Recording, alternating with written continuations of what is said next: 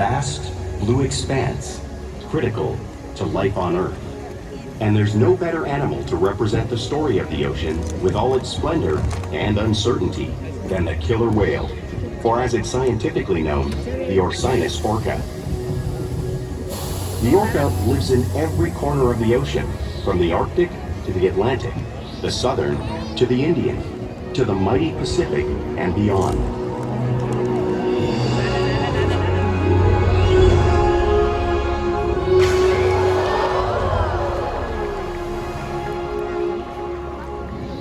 This whale's story is the ocean's story, and it is one we all share.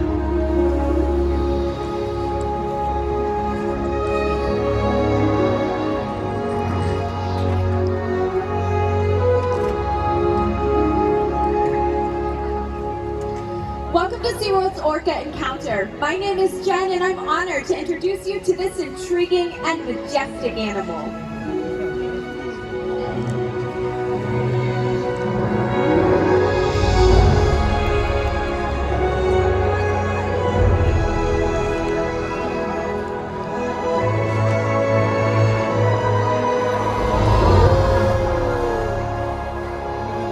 Nothing like seeing killer whales up close and learning about them and their natural behaviors. We hope this orca encounter will help you better understand this magnificent creature and everything they represent.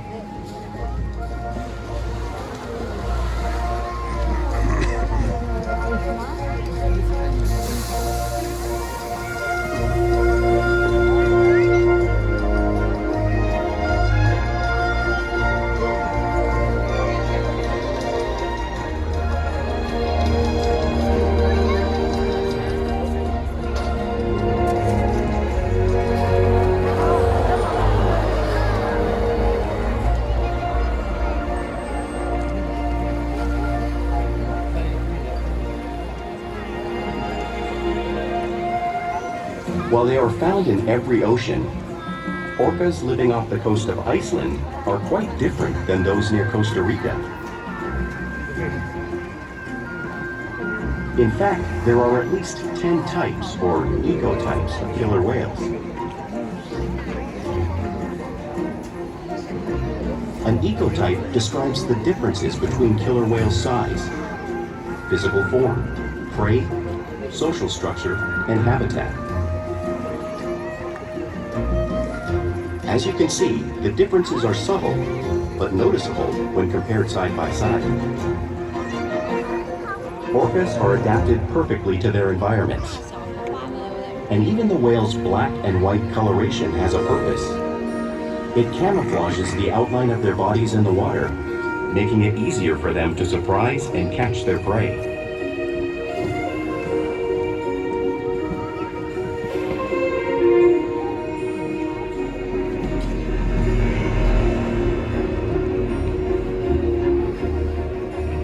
When viewed from above, the black of the whale blends in with the dark depths of the ocean.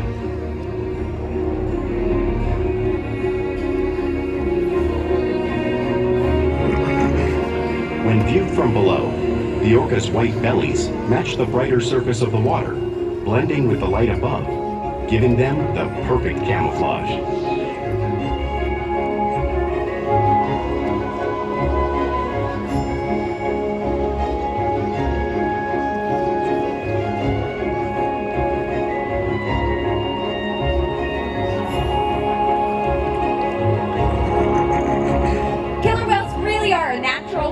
And our killer whales are going to help me show you some of their physical characteristics.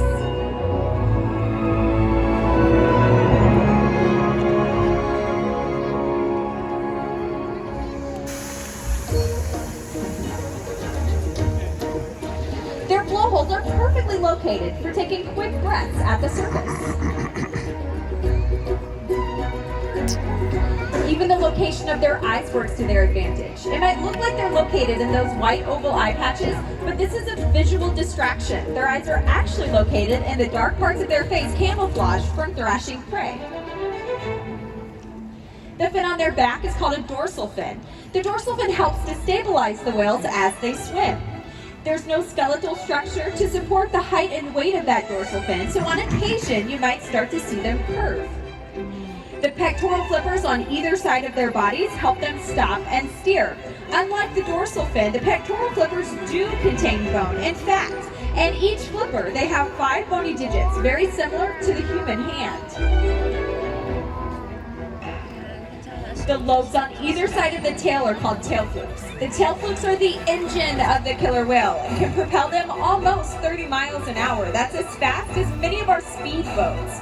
But the whales swim the fastest, and they use the most power. When they're propelling, they're nearly 10,000 pounds up and out of the water.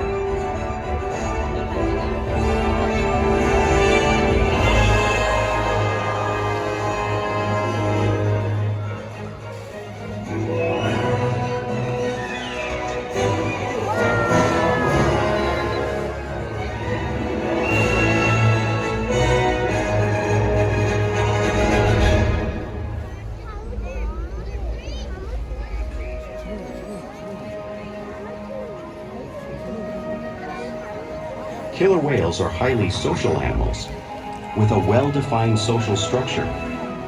An orcapod is always led by a female. Though just half the size of her male counterpart, she is in charge. It's all about attitude, not size. Because they live and work as a group, orcas need to communicate with sounds and body language. Orcas use clicks for echolocation or navigation.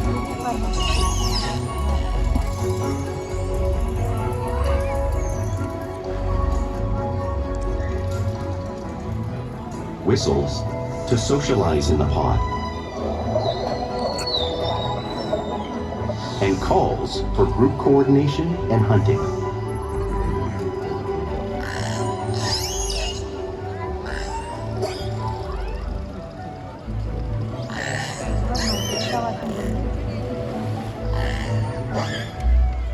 Vocal development studies here at SeaWorld show that early on, calves learn vocalization from their mothers.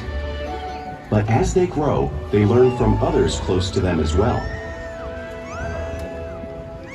This is a bottlenose dolphin call that Shuka learned and even taught other killer whales here at SeaWorld. In fact, orcas are the largest members of the dolphin family.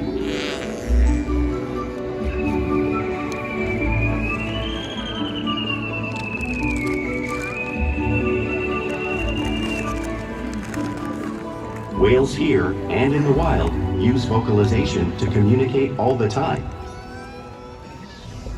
Like all animals, killer whales use body language as part of their communication. A pectoral flap might be used to show dominance or to get the attention of whales in the surrounding area. For example, a mother might use a pec flap to get the attention of her calf. But when the whales really want to get noticed, they breach.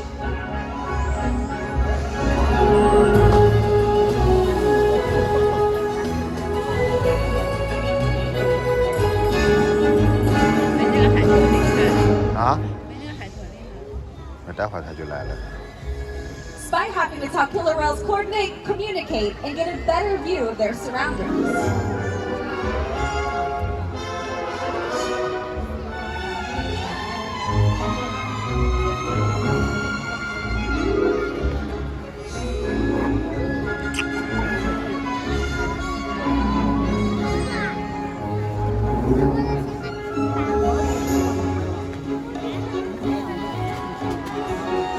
Fluke slaps are another form of communication that killer whales can use. 这个要搞个大发的吧。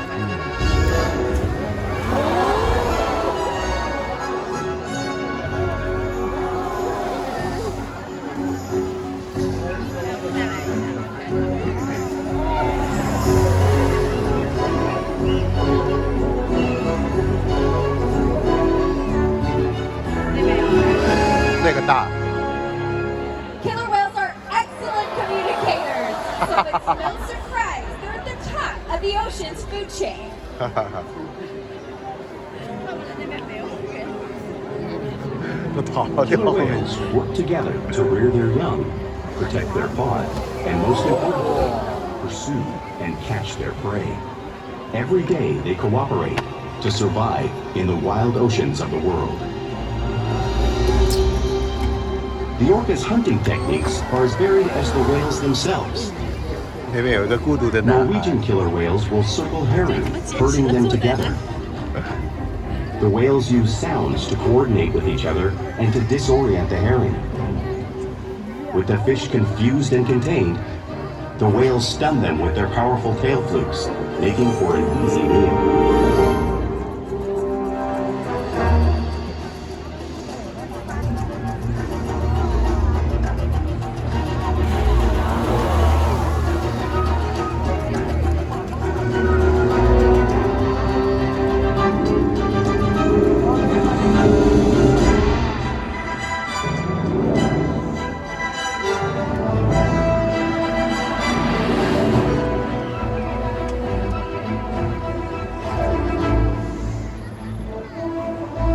Whales in the southern hemisphere will capture sea lions by pulling them right off the beach. Ulysses is going to demonstrate a similar movement right here.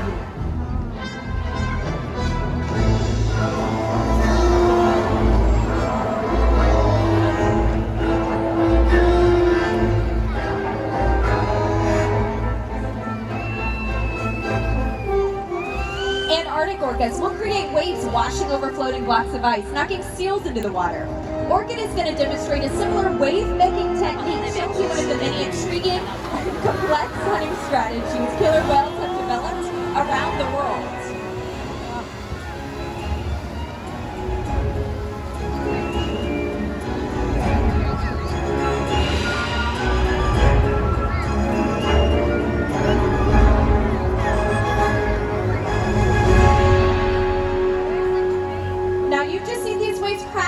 Of you, but you can't really imagine the power of the wave until you have experienced it firsthand.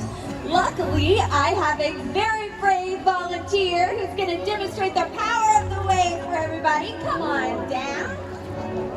And you're going to go ahead and have a seat and hang on to this handle right there. Yeah, let's see what's going to be asked of the whales. So do you remember that video that we just watched? The seal was sitting on the ice floe. You're going to be the seal. Are you ready? Very tentative yes there. All right, it looks like Nakai is going to be zooming around the perimeter of the pool. Nakai is an 18-year-old male. He weighs just over 7,000 pounds. And you might be able to see him coming. Here he comes. I'm going to go up a few stairs here. Here comes that wave. Woo!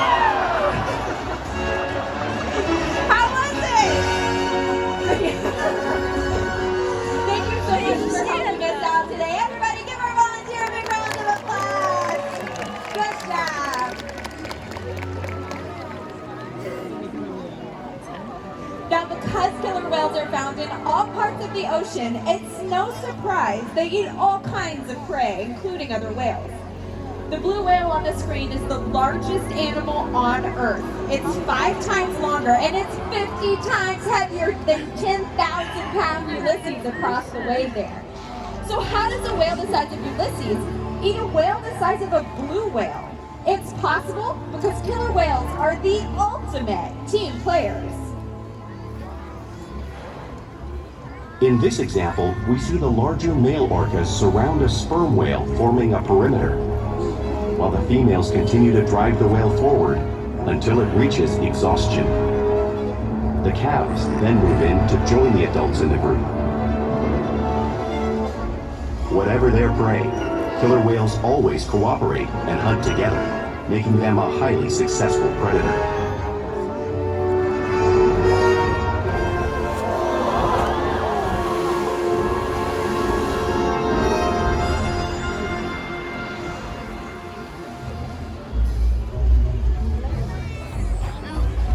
Play is an important part of the everyday life of killer whales. It's how they teach their young to hunt and practice their skills as they grow. You'll often see killer whales showing off their playful side, both in the wild and here at SeaWorld.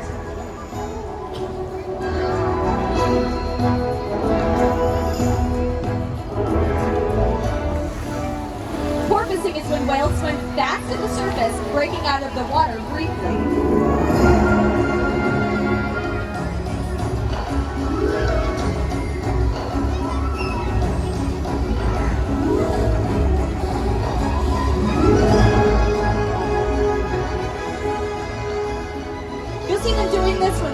wake of a boat or when surfing a wave.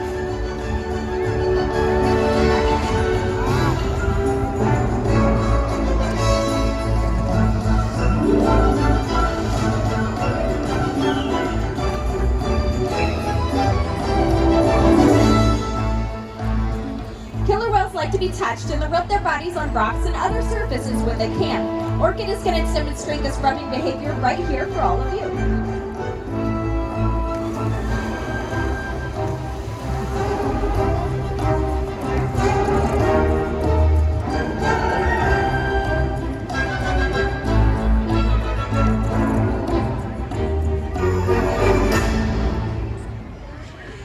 Also imitate one another in the wild. We see it here at SeaWorld all the time. Our whales are always learning from each other and mimicking each other.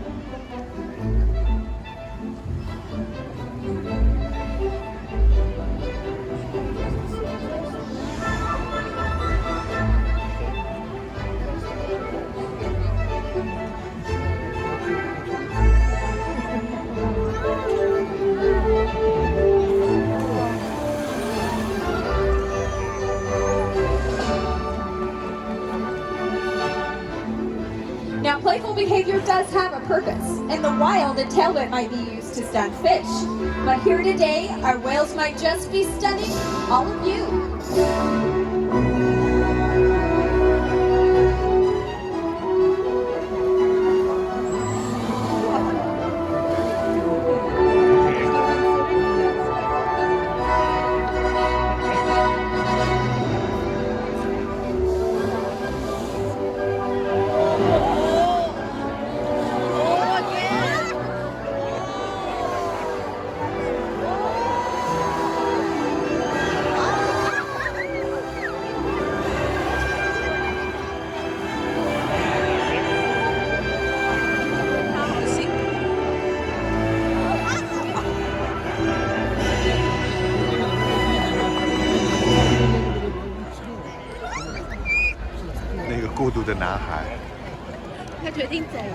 We interact with our whales all day, every day, allowing us to build trusting relationships and provide optimal healthcare, research, and quality of life. Our whales take an active role in their own health and well-being. For example, when the whales learn to off-rest their tail flukes, like you're seeing Nakai do across the way there, there's a vein running just into the skin of those tail flukes on the underside that our veterinarians can use to draw a blood sample. That blood sample tells our vets all kinds of things about the health of our whales, making sure they're staying their healthiest. The whales will also slide out on a scale like you're seeing on the screen there. That's Orchid.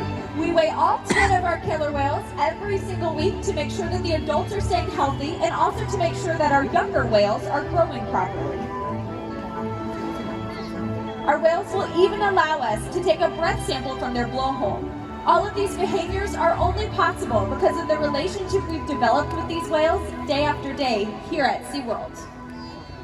Now, throughout the presentation, we've talked a lot about the many different physical adaptations of the killer whales and all the really neat behaviors, but now I want to tell you about their personalities and this one personality right here. Everybody, this is Orchid.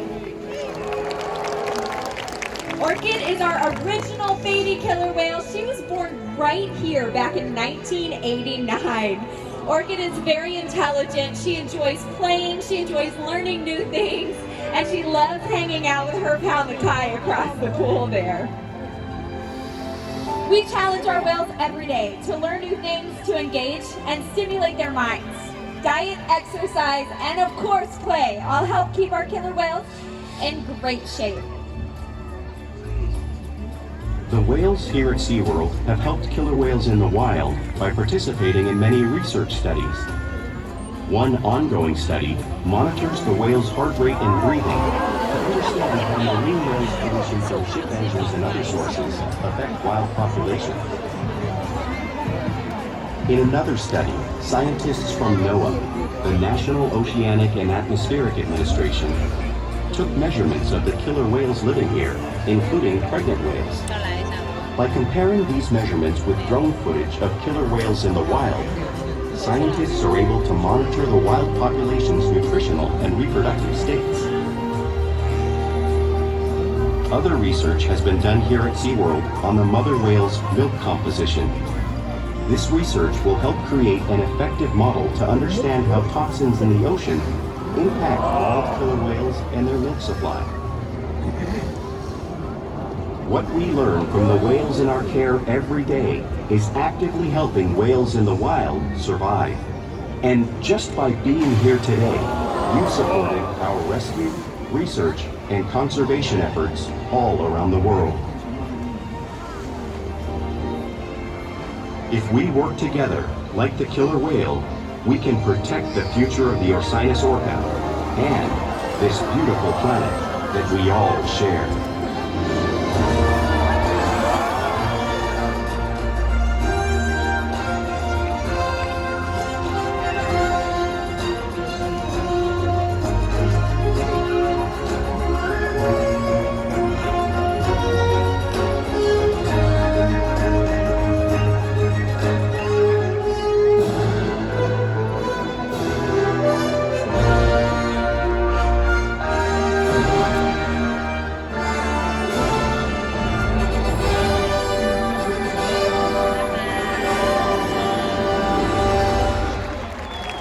Thank you all so much for spending this Christmas day here with us at SeaWorld. We hope this orca encounter has given you a greater appreciation of this truly incredible animal.